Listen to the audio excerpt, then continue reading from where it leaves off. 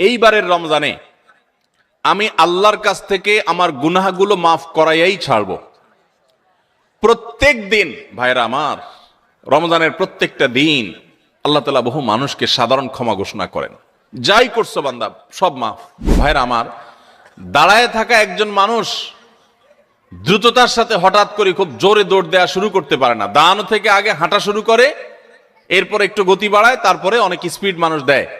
একটা গাড়ি যখন দাঁড়ানো থাকে, ওই দাঁড়ানো গাড়িটাকে হঠাৎ করে 100 মাইল স্পিডে চালানো যায় না। আগে 10, 20, 30 স্পিডে চালাইতে হয়, এরপর আস্তে আস্তে উঠাইতে উঠাইতে 100, 150 পর্যন্ত উঠাইতে পারে। আপনি দাঁড়িয়ে আছেন, ইবাদত বন্দেগী করছেন না, অপেক্ষা করছেন রমাদান আসবে, তখন আপনি দিবেন দৌড়, একেবারে আমল করে শেষ করে ফেলবেন। যারা রমজানের চাঁদ উঠার জন্য অপেক্ষা করে, যে চাঁদ উঠলে কোরআন তেলাওয়াত শুরু করব, চাঁদ উঠলে জিকির আজকার শুরু করব, চাঁদ উঠলে দোয়া দুরূদ শুরু করব, রোজা শুরু করব, নফল নামাজ শুরু করব, দান সাদেকা শুরু করব, এদের বেশিরভাগ মানুষের অবস্থা হলো রমজান দেখতে দেখতে চলে যায়, তার ইবাদত আর করা হয় না। এই জন্য রমজানের আগে থেকেই যে আমলগুলো আপনি রমাদানে করবেন তার রিহার্সেল করতে হয়, প্রস্তুতি নিতে হয়। তো যে প্রস্তুতিগুলো আমাদের রমাদানকে অর্থবহ করতে পারে, ইবাদত বন্দিগি দিয়ে সাজাতে পারি, আমরা সমৃদ্ধ করতে পারি, এবং যেই রমাদানটা আমার জীবনে যতগুলো রমজান আসছে তার মধ্যে এটা একটা স্পেশাল রমাদান হবে, এই রমজানকে আমি অন্য রমজান থেকে পার্থক্য করতে পারবো, এই রমাদান আমার জন্য অনেক তৃপ্তিদায়ক হবে, এই রমাদান যাওয়ার পরে আমার মনে হবে যে আলহামদুলিল্লাহ এই বছর আমি আল্লাহকে মন ভরে প্রাণ ভরে ইবাদত করতে পেরেছি, তাকওয়া চর্চা করতে পেরেছি, আমার ভালো লাগা কাজ করবে, আমার দিল গাওয়াহ এবং সাক্ষ্য দিবে। সেই রকম রমাদান কাটাতে হলে আপনাকে রমাদানের আগে থেকে অনেকগুলো প্রস্তুতি নিতে হবে। প্রস্তুতি নম্বর 1 নম্বর প্রস্তুতি হলো আমাদের রমাদানের আগ পর্যন্ত, এই যে গত রমজান থেকে এই রমাদান পর্যন্ত বা জীবনের শুরু থেকে এই পর্যন্ত যত পাপাচার আমরা করেছি, যত গুনাহ করেছি, যত অন্যায় করেছি, রমজানে ইবাদত বন্দিগির প্রস্তুতির অংশ হিসাবে সেই গুনাহ এবং পাপাচারগুলো থেকে আল্লাহর কাছে মাপ চাইতে হবে, ইস্তেগফার করতে হবে, ক্ষমা প্রার্থনা করতে হবে, বলতে হবে মাবুদ আমি যে অপরাধী, আমি যে পাপিষ্ঠ, কত গুনাহ করেছি, কত অন্যায় করেছি, তোমার কাঠগড়ার আসামি আমার নামে বহু মামলা হয়ে আছে। এত অপরাধ করার পর রমাদানে যখন আল্লাহ তাআলা রহমত, বরকত, মাগফিরাত, নাজাত, বহুবিধ কল্যাণ তার বান্দাদেরকে দিবেন, পাপিষ্ঠরা তো সাধারণত আল্লাহর এই রহমতগুলো থেকে বঞ্চিত হয়। তো আল্লাহ আমার গুনাহ খাতাগুলো যেগুলো আগে ছিল সেগুলো সব মাফ করে আমার রমাদানে তোমার যে রহমত বরকত নাজিল হবে সেটার জন্য আমাকে একটু উপযোগী করে দাও, আমি যেন পাপিষ্ঠ হয়ে তোমার রহমত থেকে বঞ্চিত না হই। এখন থেকে সেই দোয়া করা, সেই চোখের পানি ফেলা, ইস্তেগফার করা, এটা রমজানের প্রস্তুতির অংশ। মক্কার ইমাম শেখ আব্দুর রহমান আস-সুদাইস হাফিজাহুল্লাহ, তার কাছে কিছু যুবক, সৌদিয়ান কিছু যুবক একবার যে বললেন যে আমরা প্রতি বছর রমজান আসার আগেই প্রস্তুতি নেই মানসিকভাবে যে আমরা এবার রমাদানে অনেক ইবাদত বন্দেগী করব, কোরআনটা খতম দিব, 5 ওয়াক্ত নামাজ 1 ওয়াক্ত আমরা ছাড়বো না, রমজান আসলে আমরা অনেক ভালো ভালো কাজ করব, আমরা এগুলো পরিকল্পনা করি। কিন্তু দুঃখের বিষয় হলো দেখতে দেখতে রমজানটা চলে যায়, শেষের দিকে আফসোস হয় এবং একটু খারাপ লাগা কাজ করে, এবং দিন শেষে রমাদান পার হয়ে যায় এবং আমরা আবার অপেক্ষা থাকি, ঠিক আছে তাহলে পরের বছর করব। এভাবে রমজানে আর ইবাদতের তৌফিক হয় না। এত চেষ্টা করি, এত নিয়ত করি, কিন্তু আসলে না, ওই কোরআনটাও ভালো করে খতম দিতে পারি, খতম দিলেও কোন রকম খতম হয়, সুন্দর করে পড়া হয় না, ধীরস্থিরতার সাথে তেলাওয়াত করা হয় না, নামাজটা ঠিক মতো পড়া হয় না, কোনো ভাগ দিয়া তারাবি মিস হয়ে যায়, আমার গুনাহ হয়ে যায়। আমি ভালো থাকতে চাই কিন্তু রমাদানে ইবাদত করার তৌফিকটা হয় না। কেন এই অবস্থা হয় আপনি আমাদেরকে একটু নসিহত করেন। তখন শেখ সুদাইস হাফিজাহুল্লাহ তিনি তাদেরকে বলেছিলেন যে আমার মনে হয় রমজান যখন শুরু হয়, আল্লাহর অবারিত রহমত যখন ঢেকে ফেলে ইমানদারদেরকে, যারা নিজের পাপাচারে, নিজের কৃতকর্মে, নিজের অপরাধে, নিজের গুনাহের কারণে আল্লাহর রহমত থেকে বহু দূরে সরে গেছে, তারা আল্লাহর রহমতের উপযুক্ততা হারিয়ে ফেলেছে। সেই উপযুক্ততা হারিয়ে ফেলার কারণেই আমরা অনেকেই ইবাদত করতে চাই কিন্তু বেটে বলে হয় না। আমরা অনেক চিন্তা করি, অনেক কিছু করব, কিন্তু হয়ে ওঠে না, রমজানটা চলে যায়, কপাল পোড়া হয়ে যায়। রমজানে যদি ইবাদত করতে না পারেন তো এটা শুধু শখের ব্যাপার না, রমজানে ইবাদত করতে না পারলে তো স্বয়ং নবী সাল্লাল্লাহু আলাইহি সাল্লাম এবং জিবরিলের বদদুয়ার ভাগীদার হবেন। বাউদা মান আদরাকা রমাদান ফালাম ইগফার লাহু ওয়া লাম ইগফার লাহ, যে ব্যক্তি রমজান পেল অথচ তার রমজানের গুনাহ খাতাগুলোকে মাফ করাইতে পারলো না, আল্লাহর রহমতের ভাগীদার হতে পারলো না, এ তো কপাল পোড়া, এ ধ্বংস অনিবার্য। তাহলে আমরা আল্লাহর রহমত থেকে বঞ্চিত হই, ধ্বংসের দ্বার প্রান্তে চলে যায়। রমাদানে কত মানুষকে আল্লাহ মাফ করেন, আমি কপাল পোড়ার মতো সেই জায়গায় দাঁড়ায় আছি। আগে যা ছিলাম রমজানও তাই, একটু রোজা রাখলাম, একটু ইফতার করলাম, একটু সাহারি খেলাম, একটু তারাবি টুকটাক পড়লাম, বাস এ হলো আমার রমজান। রমজান চলে যায়, আমার চোখের পানি আসে না, আমার দোয়া আসে না, আমার কান্নাকাটি আসে না, আমার ক্ষমা প্রার্থনা আসে না, আমার তওবা আসে না, আমার ইস্তিগফার আসে না, আমার জীবনটা পরিবর্তন হয় না, আমার সংশোধন হয় না, আমার আত্মশুদ্ধি হয় না, আমি কপাল মতো পোড়ার মতো পড়ে থাকি। এর অন্যতম প্রধান কারণ হলো যে আমি সারা বছর পাপাচার করে আল্লাহর রহমত থেকে এত দূরে সরে গেছি যে রমাদানের আল্লাহর এই রহমতের উপযুক্ততা আমার হারিয়ে ফেলেছি। এই জন্য শেখ সুদেশ তাদেরকে বলেছিলেন, আমার মনে হয় আমাদের গুনাহ এবং পাপাচারের কারণে আল্লাহর রহমতের উপযুক্ততা আমরা নষ্ট করে ফেলেছি। এই জন্য রমজান আসার আগে প্রস্তুতি হিসেবে আমরা আল্লাহর কাছে চোখের পানি ফেলে দোয়া করে আগের সব গুনাহগুলো মাপ চেয়ে নেই যে আল্লাহ রমজানের রহমতের উপযুক্ত হওয়ার জন্য আমার পূর্বের সব গুনাহ মাফ করে দেন, আমার হালখাতা করে দেন। আমরা যেরকম দোকানদারদের কাছে পুরাতন বাকি সমস্ত টাকা পরিশোধ করে হালখাতা করলে নতুন করে আবার অনেক বাকি দেয় আমাদেরকে, আর আগের টাকা পরিশোধ না করলে নতুন বাকি দেয় না, তো আল্লাহর কাছে আগের গুনাহগুলো মাফ করে নিতে পারলে, মাফ করায় নিতে পারলে নতুন করে রহমতের উপযুক্ততা তৈরি হয়। এই জন্য রমজানের প্রস্তুতির অংশ হিসেবে প্রথম প্রস্তুতির কথা বলেছি, আল্লাহর কাছে আসুন, নিজের কৃত পেছনের সমস্ত গুনাহ, সমস্ত খাতা, সমস্ত ভুল, সমস্ত বিচ্যুতি, সমস্ত ত্রুটি, সমস্ত পাপাচার, সমস্ত জুলুম, যত অন্যায় করেছি, চোখের গুনাহ করেছি, মুখের গুনাহ করেছি, মোবাইলে গুনাহ করেছি, ফেসবুক ইউটিউব মোবাইল করেছি, যত গুনাহ করেছি সমস্ত গুনাহ থেকে আল্লাহর কাছে মাপ চাই এবং দোয়া করি, আল্লাহ তুমি সব গুনাহগুলো মাফ করো, তুমি আহকামুল হাকিমিন, তুমি গফুরুর রহিম, তুমি সবকিছু করতে পারো। রমজান আসছে, প্রতিবারই আমার রমজান দেখতে দেখতে চলে যায়, ইবাদত করতে পারি না, এবার আমি তোমার রহমত পেতে চাই মাবুদ, এই জন্য তুমি আমাকে মাফ করে দাও। এই জন্য প্রথম প্রস্তুতি হলো আল্লাহর কাছে তওবা ইস্তেগফার করে নিজের গুনাহগুলোকে ধুয়ে মুছে পরিষ্কার করে রমজানের জন্য রহমতের অপেক্ষা করা চেষ্টা করব না ইনশাআল্লাহ। আল্লাহ আমাদের সবাইকে, আমরা যারা আছি, যারা শুনছি, আল্লাহ আমাদের সবাইকে আপনি রমাদান আসার আগে আগে আমাদের গুনাহগুলোকে মাফ করে আপনার রহমত থেকে দূরে সরার মতো যে সমস্ত অপরাধ করে বসে আছি, আল্লাহ সেগুলো থেকে আমাদের ফিরে আসার তৌফিক দেন এবং আমাদের গুনাহ খাতাগুলো মাফ করে দেন। ভাইরা আমার, তাহলে এক নম্বর প্রস্তুতির কথা বললাম, রমজানের প্রস্তুতির অংশ হিসাবে সকল গুনাহ খাতা থেকে আল্লাহর কাছ থেকে মাপ চেয়ে নিজের প্রোফাইলটাকে ক্লিন করে ফেলবো, সব পরিচ্ছন্ন করে ফেলবো, নতুন করে হালখাতা করে রমজানের জন্য শুরু করতে পারি। তাহলে দেখবেন ইবাদতের স্বাদ পাওয়া যাচ্ছে, ইবাদতের তৃপ্তি পাওয়া যাচ্ছে, ইবাদত করতে ভালো লাগা কাজ করছে। আল্লাহ আমাকে, আপনাকে, আমাদের সবাইকে সেই তৌফিক দান করুন। দ্বিতীয় যে করণীয় আছে রমজানের প্রস্তুতির অংশ হিসাবে, সেটা হলো রমজান মাসের যে ফজিলত এবং মর্যাদা আছে, রমজান মাসের রোজার যে মাসলা মাসাইল আছে, এগুলো এখন থেকে শেখা শুরু করতে হবে। তাহলে মানসিকভাবে আপনি প্রস্তুতি নিতে পারবেন যে রমজান আসছে। আপনি রমজান শুরু হওয়ার পরে যদি এবার মাসলা শেখা শুরু করেন, তো শিখতে শিখতেই তো আপনার কয়েকদিন চলে যাবে, একটা মাস দেখতে দেখতে চলে যায়। এই জন্য রমজানের প্রস্তুতির অংশ হিসাবে এখন থেকে রমজানের কি মর্যাদা, রোজার কি মর্যাদা, মানুষকে ইফতার করালে কি লাভ, রমজান মাসে গুনাহ থেকে বেঁচে থাকার অপরিহার্যতাটা কি রয়েছে, রোজা রেখে যদি আমি গুনাহ করি তাহলে রোজার কোনো লাভ নেই, উপাস থাকার মতো, এগুলো আগে থেকে জানতে হবে, শিখতে হবে, বুঝতে হবে। রমজানের ফাজাইল এবং মাসাইল, রমজানের তাৎপর্য, মাহাত্ম্য, মর্যাদা কি, সেগুলো জানবো এখন থেকে, এবং করণীয় কি সেগুলো আমরা ঠিক করব। আমাদের একটা বক্তব্য ইউটিউবে আছে, রমজানের 27টি স্পেশাল আমল, বিশেষ আমল, এগুলো রমাদানের জন্য স্পেশাল। এই 27টি আমল প্রিন্ট করে বা হাতে কলমে কাগজে লিখে আপনি কোথাও টাঙায় রাখেন। এখন থেকে দেখা শুরু করেন যে 27টা আমলের সবগুলো আমি পুরো মাসব্যাপী করব, কোনটা আমি বাদ দিব না। এখন থেকে প্রস্তুতি নেন। আপনি রমজানের পরে যদি জানতে শুরু করেন, তো জানতে জানতেই তো এক সপ্তাহ চলে যাবে, আর মানতে মানতে আরেক সপ্তাহ চলে যাবে, আপনি ইবাদত করে শান্তি পাবেন না। এই জন্য এখন থেকে রমাদানের মাসাইলগুলো, মাসলা মাসাইলগুলো, ফজিলতগুলো জানা শুরু করেন। ভাইরা আমার, যত ইবাদত আছে, যত ইবাদত আছে ইসলামে, আমার ক্ষুদ্র জ্ঞানে রমাদান এবং সিয়াম, রমজান মাস এবং সিয়াম, রোজা সম্পর্কে যত ফজিলত, যত মর্যাদা, যত মাহাত্ম্যের কথা আসছে, এত মাহাত্ম্যের কথা এতগুলো হাদিসে অন্য কোন আমলের ব্যাপার আর বর্ণিত হয়েছে বলে আমার জানা নেই। এই জন্য রমাদান আসছে ভাই, জীবনে আরেকটি রমাদান আমি পাবো কোনো গ্যারান্টি নাই। কত মানুষ গত রমজানে ছিলেন, এই রমজানে তারা কবরের বাসী হয়ে গেছে। এই জন্য এই রমজানটা যেন সঠিকভাবে কাটাতে পারি, সেজন্য আগে থেকে এখন থেকে রমজানের মাসনা মাসাইল জানবেন, সেরকম বই কিনবেন, রমজানের উপযোগী বই পুস্তক কিনবেন এবং ওইরকম ওয়াজগুলো শুনবেন, আলেমদের কাছে বসবেন, মসজিদে মসজিদে আলোচনা শুরু হবে, রমজানের প্রস্তুতি শুরু হবে। আল্লাহ আমাদের সবাইকে তৌফিক দান করুন। আমাদের প্রতিজ্ঞা করতে হবে, নিয়াত করতে হবে, এইবারের রমজানে আমি আল্লাহর কাছ থেকে আমার গুনাহগুলো মাফ করাইয়াই ছাড়ব। প্রত্যেক দিন ভাইরা আমার, রমজানের প্রত্যেকটা দিন আল্লাহ তাআলা বহু মানুষকে সাধারণ ক্ষমা ঘোষণা করেন।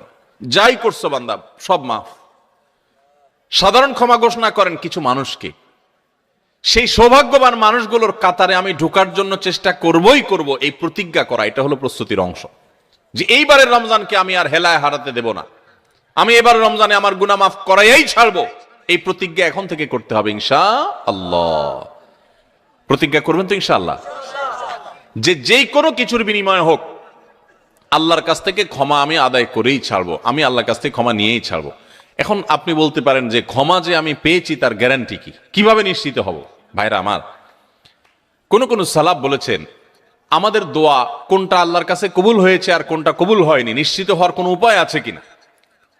তো তারা বলেছেন যে যেই দোয়ার পর, যেই কান্নাকাটির পর, যে প্রার্থনার পর, যে মুনাজাতের পর আপনার মানসিক প্রশান্তি অনুভব হয়, আপনার মনের মধ্যে এক ধরনের সুখ অনুভব হয়, তৃপ্তি অনুভব হয়, আপনার প্রশান্তির এক বাতাস বয়ে যায়, খুব ভালো লাগা কাজ করে যে আমি দোয়া করেছি, আল্লাহর কাছে চোখের পানি ফেলেছি, কান্নাকাটি করেছি, ভালো করে মনোযোগী দোয়া করতে পেরেছি। এরকম যদি তৃপ্তি অনুভব হয় তাহলে সুধারণা করতে পারেন যে আল্লাহ আপনার দোয়াটা কবুল করেছেন।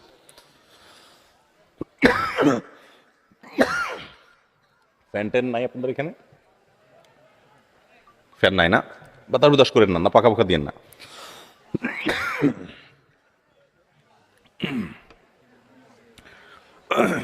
তাহলে রমাদানের প্রস্তুতির অংশ হিসেবে আমরা আল্লাহ রাব্বুল আলামিনের মাগফিরাত এবারের রমজানে আদায় করেই ছাড়বো, এই প্রতিজ্ঞা এখন থেকে করতে হবে। সাধারণ নিয়ত না, প্রতিজ্ঞা, পাক্কা নিয়ত করতে হবে। চেষ্টা করবো না ইনশাআল্লাহ যে আমি আল্লাহর কাছ থেকে আমার গুনাহগুলোকে মাফ করাইয়াই ছাড়বো। যত ত্যাগ করা লাগে, যত স্যাক্রিফাইস করা লাগে করবো, তারপর আমি মাফ করাই ছাড়বো ইনশাআল্লাহ। চেষ্টা করা যাবে না? আল্লাহ আমাদের সবাইকে তৌফিক দান করুন। ভাইরা আমার, 4 নম্বর যে করণীয় আছে আমাদের রমজানের প্রস্তুতির অংশ হিসাবে, সেটা হলো যদি কারোর আগের রমজানের, গত বছরের রমজানের রোজা বাকি থাকে, হতে পারে কেউ অসুস্থ ছিলেন, এত বেশি অসুস্থ হয়ে পড়ছেন যে রোজা রাখতে পারেন নাই, ভাঙতি পড়ছে, অথবা মা বোনদের মাসিকের কারণে রোজা ভাঙতি পড়ে থাকতে পারে, সফরের কারণে রোজা ভাঙতি পড়ে থাকতে পারে।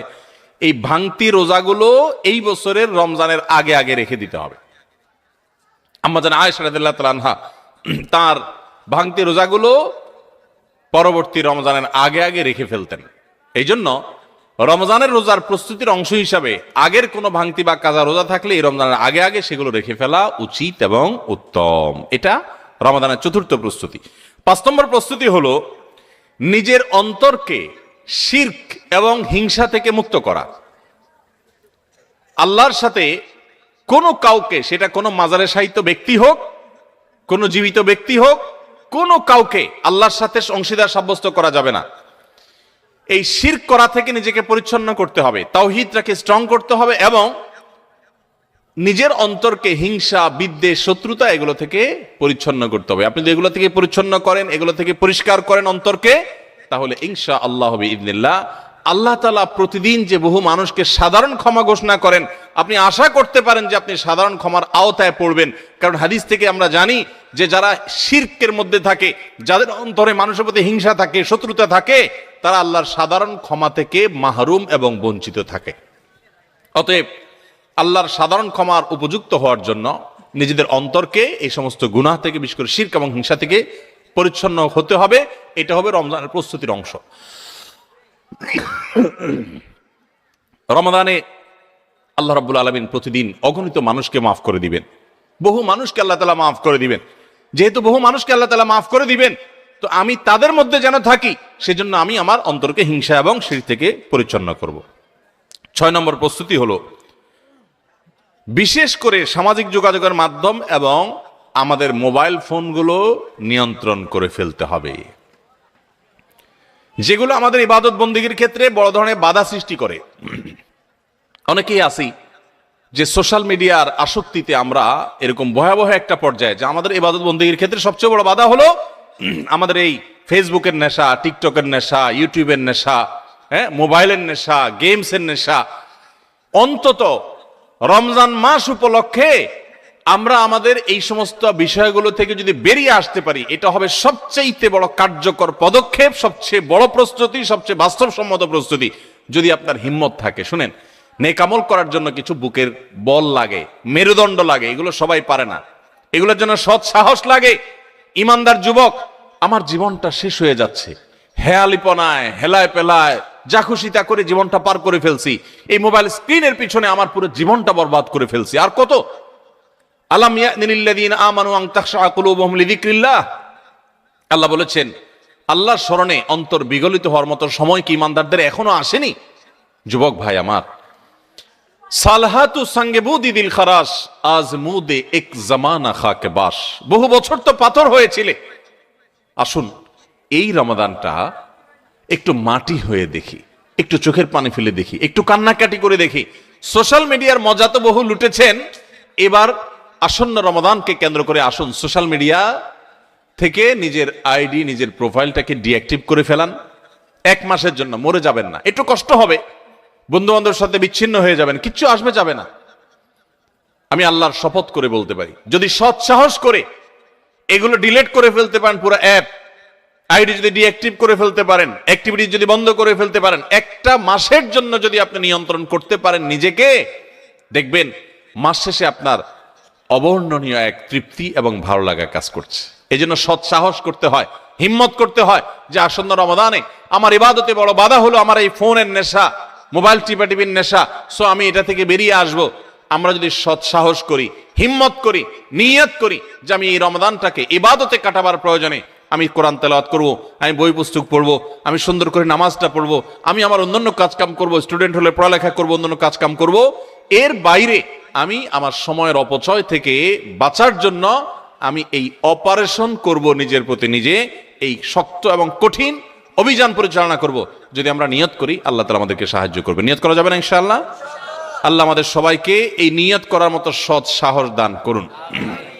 আমি সেই যুবক দেখার সৌভাগ্য অর্জন করেছি, যেই যুবক রমাদানের শুরুতেই মোবাইল থেকে এরকম অ্যাপ ডিলিট করে ফেলে দেয়, ইবাদতের জন্য নিজেকে প্রস্তুত করে।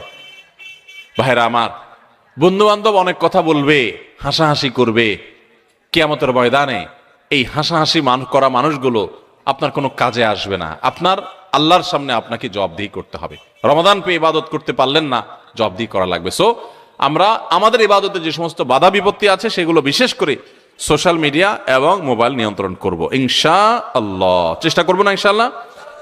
7 নম্বর প্রস্তুতি হলো, গত বছর তার আগের বছর রমজানে আমি ইবাদত কেন করতে পারি না, কি কি সমস্যা ছিল। আমার অমুক দোস্তটা, ওর কারণে তারাবিটা পড়া হয় না, কারণ ও ওই টাইমে ফোন দেয়, আড্ডা মারতে বলে, অথবা তমুক কারণে আমার পড়ালেখাটা হয় না, অমুক নেশার কারণে হয় না। কি কারণে হয় না, প্রত্যেকেরটা আলাদা আলাদা। আমার গত রমজানে আমি কোরআনটা পুরো ভালো করে সুন্দর করে খতম দিতে পারি নাই কেন? শুরু তো করছিলাম কিন্তু শেষ করতে পারি নাই কেন? আমার গত রমজানে যে তারাবি কয়েকদিন মিস হয়েছিল, সেটা কেন মিস হয়েছিল? আমার গত রমজানে যে ভালো কাজগুলোর পরিকল্পনা ছিল, সেগুলো কেন হয় নাই? সেই বিষয়গুলো আমাদের চিহ্নিত করতে হবে, খুঁজে বের করতে হবে। বের করে এইবারের রমাদানে যেন সেগুলো রিপিট না হয়, সেগুলো যেন আর পুনরায় দেখা না দেয়, আগে থেকে সিদ্ধান্ত নিতে হবে এবং প্ল্যান করতে হবে যে আমার গত রমজানে কি সমস্যা ছিল। ও শেষের দশকে যে আল্লাহ লাইলাতুল কদর রেখেছেন, ওই দশকটাতে আমার ঈদের কেনাকাটার কারণে আমি এগুলো করতে পারি নাই, তাহলে এবছর ঈদের ঝামেলা আমি আগেই সেরে ফেলবো। আমি বাড়ি যাওয়ার নাম করে যাইতে একদিন, আসতে যাইতে একদিন, পথে একদিন, যাওয়ার পরে আবার শরীরকে ফ্রেশ করতে আরেকদিন, আমার শেষের 27তম রাত, আমার 28তম রাত, শেষের রাতগুলো ইবাদত করতে পারি নাই। মার্কেটে ঘুরছি, শপিং মলে ঘুরছি, আমার জিন্দেগি বরবাদ করছি। তাহলে গত বছর আমার ইবাদতের ক্ষেত্রে যেগুলো বাধা ছিল, যেগুলো কাঁটা ছিল, এই বছর সেগুলোকে আগে থেকে দূর করার পরিকল্পনা করতে হবে। এটা হলো রমজানের প্রস্তুতি। কথা বুঝেন নাই? মা বোনরা ইফতার বানাইতে বানাইতে ইফতারের আগে দোয়া কবুল হয়, মূল্যবান সময়টা নষ্ট করে ফেলছেন, পারেন নাই। তো এই বছর পরিকল্পনা করেন যে আগে থেকে যেই জিনিসগুলো তৈরি করে রাখা সম্ভব, যতটুকু গোছায় রাখা সম্ভব সেগুলো গোছায় রাখবো। আর পরিবারের সদস্যদেরকে নিয়ে বসেন, এবার আমরা সবাই একটু ভালো করে ইবাদত করতে চাই, হেয়ালিপনা করতে চাই না। আমরা রমাদান খেয়ে পরে কাটানোর জন্য আল্লাহ দেন না, ইবাদতের জন্য দিয়েছেন। এই রমাদানের মূল্য এত বেশি যে এই রমাদান চলে যাচ্ছে, আমরা বেশিরভাগ মানুষ উপলব্ধিও করতে পারছি না, অথচ এই একটা রমাদান আমার গোটা জীবনকে পরিবর্তন করার জন্য যথেষ্ট। আপনারা জানেন জান্নাতের একটা স্পেশাল গেট আছে, নাম হলো রাইয়ান। এই রাইয়ান নামক গেট দিয়ে আল্লাহ রাব্বুল আলামিন শুধুমাত্র রোজাদারদেরকে প্রবেশ করার সুযোগ দিবেন, যারা রমাদান ইবাদত বন্দেগী করেছে, আল্লাহর নাফরমানি থেকে বেঁচে থেকেছে, তাকওয়ার জীবন অবলম্বন করেছে। আল্লাহ তাদের মর্যাদা দিবেন ওই স্পেশাল গেট দিয়ে প্রবেশ করে। এই জন্য জাহান্নাম থেকে বাঁচার জন্য, জান্নাত লাভের জন্য পরিবারের সদস্যদেরকে নিয়ে বসেন যে আমাদের এবারের রমাদানে আমরা ইবাদত করব। আমাদের গত রমজান ইবাদত কেন হয় নাই? কারণ ইফতারিতে আমাদের 10 আইটেম না হইলে হয় না। এবার আমরা আইটেম কমাই, আমরা একটু খাবার পরিমাণ কমাই। যেই খাবার খেতে আমাদের ঝামেলা হইটা আমরা করব না। যদি কোনো মহিলার ইফতারের প্রস্তুতি ইবাদত না হয়, সাহারির সময় তার ঝামেলা তৈরি হয়, তাহলে এগুলো আগে ভাগে প্ল্যান করতে হবে কিভাবে কমানো যায় ঝামেলাগুলো। হয় পরে করব, নয় আগে করব, নয় পরিবারের সদস্যদের সাহায্য নিব, নাহলে আইটেম কমাবো। কিভাবে হতে পারে প্ল্যান প্রোগ্রাম করতে হবে। বেড়াবেড়ি, দাওয়াত খাই, ইফতার পার্টি, সাহারি পার্টি, এগুলা করতে গিয়ে আমার ইবাদত হয় নাই, সো আমি এবছর সেগুলো করব না। এই জন্য গত বছরের সমস্যাগুলো চিহ্নিত করে সেগুলো থেকে এবার দূরে থাকার চেষ্টা করতে হবে। এটা হলো 7 নম্বর প্রস্তুতি। 8 নম্বর প্রস্তুতি হলো রমাদানের যে আমলগুলো আছে, রমাদানের ওই যে বললাম 27টা স্পেশাল আমল আছে হাদিসের আলোকে, 27টা। রমজানের সবচেয়ে বড় আমল কি ভাই? রমজান মাসের সবচেয়ে বড় আমল কোনটা? সবচেয়ে বড় আমল হলো রোজা রাখা। রোজা রাখার চেয়ে বড় কোনো আমল আছে? রমজানের দ্বিতীয় আমল হলো রাতে তারাবি পড়া। তৃতীয় আমল হলো কোরআনে কারীমের তেলাওয়াত করা। আল্লাহর কাছে দোয়া করা আরেকটা আমল। উমরার তৌফিক থাকলে উমরা করা আরেকটা আমল। নবী সাল্লাল্লাহু আলাইহি ওয়াসাল্লাম রোজা রেখে প্রচুর মিসওয়াক করতেন, সেটা আরেকটা আমল। শেষ দশকে ইতিকাফ করা, সেটা আরেকটা আমল। শেষ দশকের বিজয় রাতগুলোতে ইবাদতের চেষ্টা করা, সেটা আরেকটা আমল। লাইলাতুল কদর পাওয়ার চেষ্টা করা আরেকটা আমল। লাইলাতুল কদর পেয়ে গেলে আল্লাহুম্মা ইন্নাকা আফুউন তুহিব্বুল আফওয়া ফা'ফু আন্নী পড়া আরেকটা আমল। এই রকম 27টি আমল স্পেশাল আছে রমাদানের জন্য, যেগুলো কোরআন এবং হাদিস থেকে প্রমাণিত। তাহলে সেই আমলগুলোকে এখন থেকে টুকটাক করা শুরু করার চেষ্টা করা। একটু নফল রোজা রাখেন, তাহলে রমজানে যে রোজা রাখবেন ওটা সহজ হবে। এখন থেকে রোজা রাখার অভ্যাস করেন। নবী সাল্লাল্লাহু আলাইহি ওয়াসাল্লাম বেশি বেশি রোজা রাখতেন। আপনি এখন থেকে দান সাদাকার অভ্যাস শুরু করে দেন, প্ল্যান পরিকল্পনা শুরু করে দেন। এইটা হবে রমজানের প্রস্তুতি, যে রমজানে যে আমলগুলো করবেন এখন থেকে সেগুলো শুরু করে দেন। ওই যে বললাম দাঁড়ানো গাড়ি 100 মাইল স্পিডে চলতে পারে না, আগে 20 মাইল স্পিডে চলেন, শুরু করে দেন। এরপর চাঁদ উঠলে রমজান শুরু হয়ে গেলে আপনি 100 মাইল স্পিডে যেতে পারবেন। চেষ্টা করবেন না ইনশাআল্লাহ? তাহলে 8 নম্বর আমল হলো ভাই, রমজানে যে আমলগুলো করব সেগুলোকে এখন থেকে রিহার্সেল শুরু করে দিব, প্রস্তুতিমূলক ওয়ার্ম আপ এটা শুরু করে দিব, মহড়া শুরু করব একটু একটু করে, যে রমজানের তেলাওয়াত করব এখন আর ধরবই না। তো রমজানে আমি প্রতিদিন 1 পারা পড়বো, এখন 1 পৃষ্ঠা পড়ি। রমজানে প্রতিদিন 3 পারা পড়বো, এখন 1 পারা পড়ি। আমি একটু একটু করে কোরআনের সাথে সম্পর্ক করি, কোরআনটাকে রেডি করি, কোরআন কিনে প্রস্তুত করি নেই যে কোনটা আমি পড়বো না পড়বো, সেগুলো রেডি করি। 9 নম্বর আমল হলো রমাদানের সময় আমি কোন আমল করব না করব, কখন কি করব, এটার একটা চার্ট রেডি করে ফেলবো। আমার কোরআন খতম করতে হলে এমন টাইমে কোরআন তেলাওয়াত করতে হবে প্রতিদিন যখন কোনো কাজ থাকে না, ফজরের পরে আমি একটু কোরআন তেলাওয়াত করে তারপর ঘুমাবো। তাহলে ওই টাইমে তার অন্য কোনো ঝামেলা থাকে না, আমার আর মিস হবে না ইনশাআল্লাহ। তারাবির পর আমি শোয়ার আগ দিয়ে তেলাওয়াত করি, তারপর শোবো। আবার ভোর রাতে দোয়া কবুল হয়, সাহারি খাইতে উঠলে আমি প্রতিদিন 10 মিনিট হাতে রাখবো একটু দোয়া করার জন্য। আগে থেকে এগুলো চার্ট তৈরি করে ফেলতে হয় যে কোন টাইমে আমি কি করব। আমার প্রত্যেকটা বিষয়কে যদি এখন শিডিউলের মধ্যে নিয়ে আসতে পারি, ইনশাআল্লাহ রমাদানের যথাযথ প্রস্তুতি গ্রহণ করা হবে এবং দেখবেন আপনার রমাদানে অনেক অর্জন করার সুযোগ আপনি লাভ করেছেন। তাহলে 9 নম্বর প্রস্তুতি হলো চার্ট করা, শিডিউল করে ফেলা, পুরো রমজান মাস কিভাবে কাটাবেন তার সারা দিন সকাল থেকে রাত পর্যন্ত একেবারে পুরো শিডিউল। 10 নম্বর হলো শাবান মাসের শেষ দিনে 29শে শাবান পশ্চিম আকাশে চাঁদ দেখবেন, এটাও রমজানের প্রস্তুতির অংশ।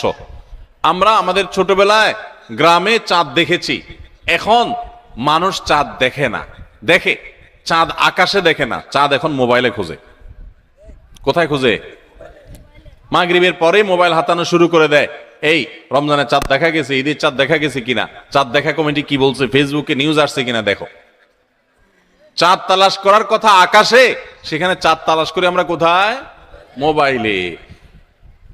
চাঁদ দেখা কমিটি যে চাঁদ দেখার ঘোষণা দিবে, তাদের কাছে তো আসমান থেকে ফেরেশতা নাজিল হবে না যে ওইটা শুনে তারা ঘোষণা দিবে। আমরা সারা দেশ থেকে দেখলে, তাদেরকে নিউজ দিলে তারপর না তারা সেই নিউজের ভিত্তিতে ঘোষণা দিবে।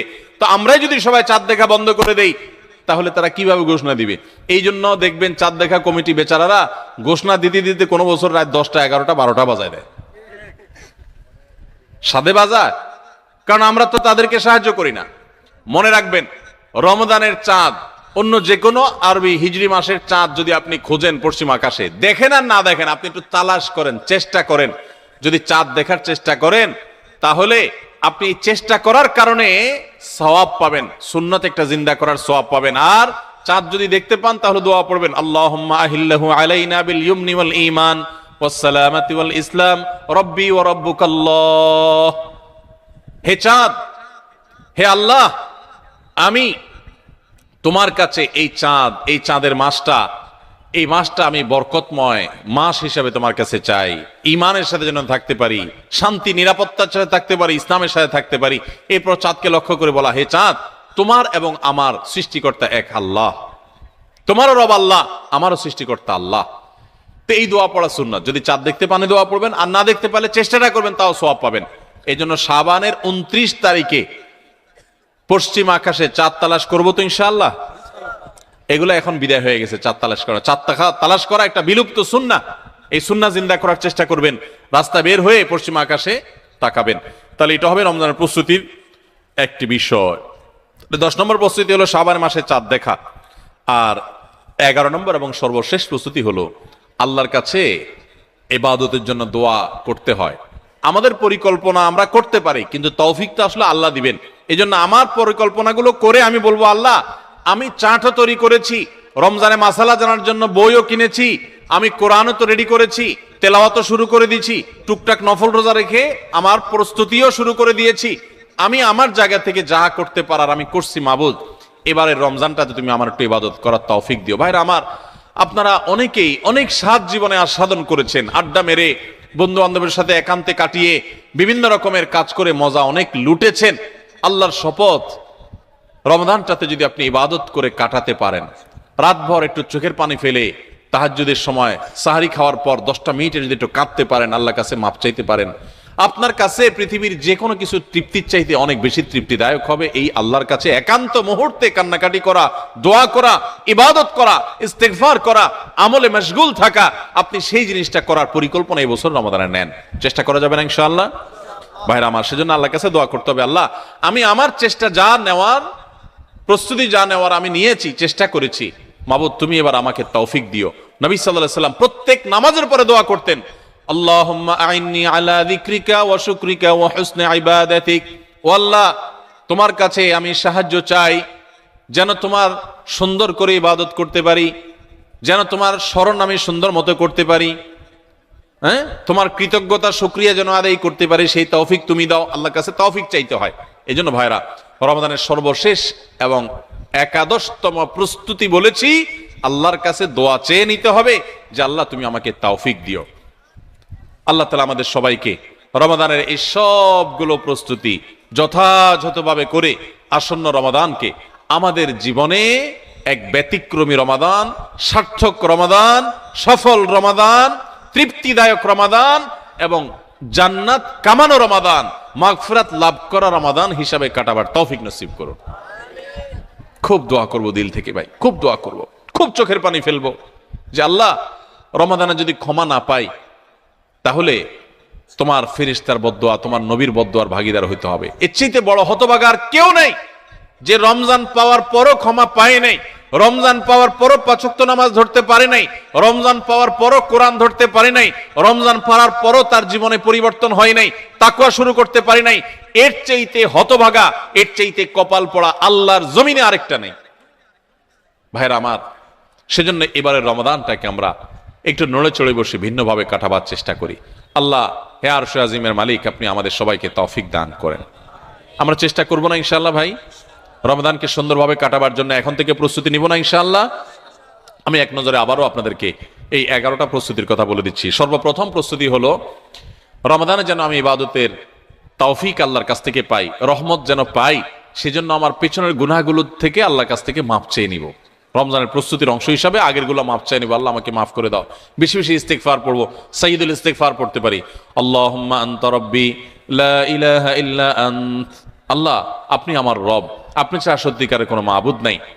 খালাকতানি, আপনি আমাকে সৃষ্টি করেছেন, ওয়া আনা আবদুক, আমি আপনার গোলাম, ওয়া আনা আলা আহদিকা ওয়া ওয়াদিকা মাস্তাতাতু, যতটুকু পেরেছি আল্লাহ আপনার সাথে কৃত অঙ্গীকার আর ওয়াদাকে রক্ষা করার চেষ্টা করেছি।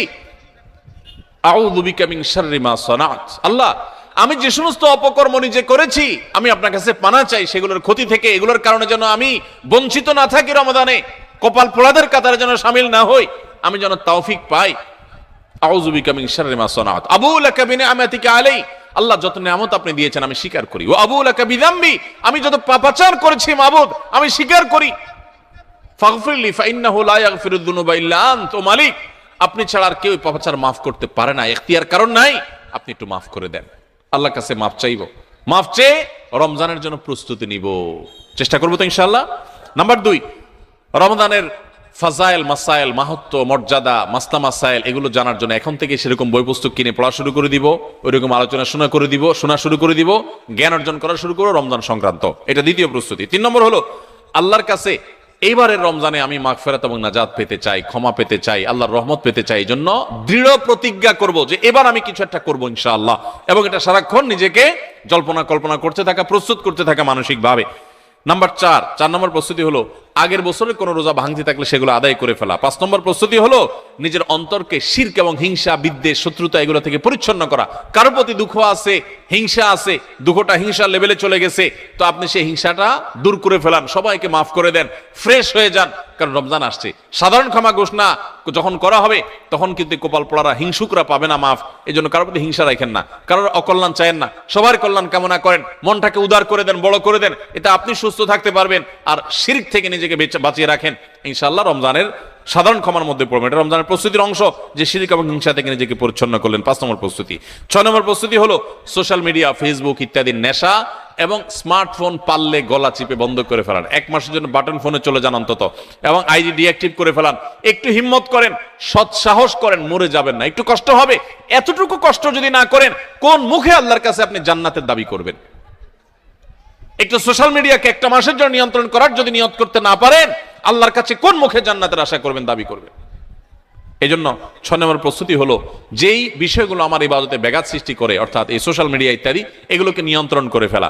7 নম্বর হলো গত বছর রমজানে বা তার আগের বছরগুলোতে রমজানে আমার ইবাদতে যেসব বাধা ছিল, যাদের কারণে সমস্যা হয়েছে, ওই বন্ধুই আমার বন্ধুত্বের তালিকা থেকে বাদ দিয়ে ফেলতে হবে, ওই সার্কেল আমি ছেড়ে দিতে হবে, ওই আড্ডা আমার ছেড়ে দিতে হবে, ওই কাজ আমার ছেড়ে দিতে হবে, যেই কাজের কারণে আমার রমজানে ইবাদত হয় না ওই কাজে আমি করব না। 1 মাসের জন্য নিজেকে স্যাক্রিফাইস করতে হবে। এটা রমজানের প্রস্তুতি, এখন থেকে প্ল্যান করে এগুলো বাদ দিতে হবে। এবং 8 নম্বর হলো যে রমজানের যে আমলগুলো আছে সেগুলো এখন থেকে একটু একটু করে শুরু করা। কোরআন তেলাওয়াত এখন থেকে শুরু করে দেন, রোজা এখন থেকে, নফল রোজা শুরু করে দেন, এখন থেকে তাসবিহ তেলাওয়াত শুরু করে দেন, এখন থেকে দোয়া দুরূদ শুরু করে দেন, তাহলে রমজানে বেশি করে করতে পারবেন। আর যদি তখন করবেন বসে থাকেন, করা আর হবে না। 9 নম্বর প্রস্তুতি হলো যে রমজানে সকাল থেকে রাত পর্যন্ত কিভাবে সময় কাটাবেন, এটার জন্য এখন থেকে রুটিন তৈরি করে ফেলান, রুটিন, এবং সেই রুটিনটা টাঙায় ফেলান, এই রুটিন অনুযায়ী চলবো, এখন থেকে প্ল্যান করে ফেলান। 10 নম্বর হলো শাবানের শেষ দিন 29শে শাবান পশ্চিম আকাশে একটু চাঁদ তালাশ করেন, দেখেন কিনা, রমজানের প্রস্তুতির অংশ হিসাবে। আর 11 নম্বর সর্বশেষ প্রস্তুতি হলো আমাদের এই ভিডিওটি যদি আপনার ভালো লেগে থাকে তাহলে ভিডিওতে একটি লাইক দিতে পারেন এবং আপনার প্রিয়জনদের সাথে শেয়ার করতে পারেন, এবং এইরকম আরও ভিডিও পেতে আমাদের ইউটিউব চ্যানেলটি সাবস্ক্রাইব করে পাশে থাকা বেল আইকনটি অন করে দিন।